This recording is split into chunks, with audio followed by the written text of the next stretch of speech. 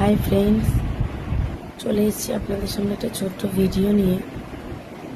আমার Facebook page থেকে আর YouTube page থেকে এখন কোনো ভিডিও আপনাদের সামনে দিতে পারছি না,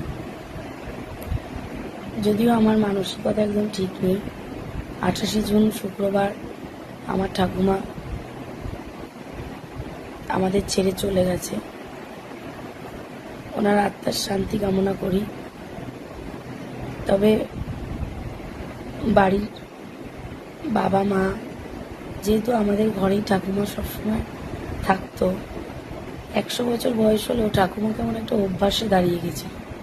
ঠাকুমার ঘরটা ফাঁকা লাগছে, তাই কাউরই মন মানসিকতা ভালো না। আর আমি নতুন কোনো ভিডিও নিয়ে আসার মতো অবস্থাতেও এখন নেই, তাই ভিডিও দিতে পারছি না। ঠাকুমার বুধবার দিন শ্রাদ্ধ শান্তির কাজ আছে, সেই কাজের কিছু ভিডিও নিয়ে আপনাদের সামনে আমি আসব। নতুন ভিডিও করার মতো শরীরের অবস্থাও আমার নেই, প্রচণ্ড ঠান্ডা লেগেছে, যার জন্যই ভিডিও নিয়ে আসতে পারছি না। ঠাম্মা বলতে বয়স হয়ে গেলে লোকে বলে ঠাকুমা দাদু মরে গেলে, সেটা আবার কি ব্যাপার, দুঃখের কি? কিন্তু নিজের মানুষ 1000 বছর বেঁচে থাকলেও সেটা ভালো।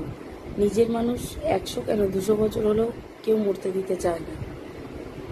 তাই ঠাকুমার মৃত্যুটা আমরা চট করে মেনে নিতে পারিনি, কারণ ঠাকুমা খুব ভোগেনি। বয়স হয়েছিল ঠিকই, 2-4 দিন একটু অসুস্থ হয়েছিল, তার মধ্যেই ঠাকুমা চলে গেল।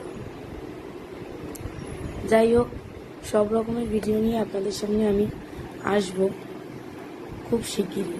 টাটা বন্ধু।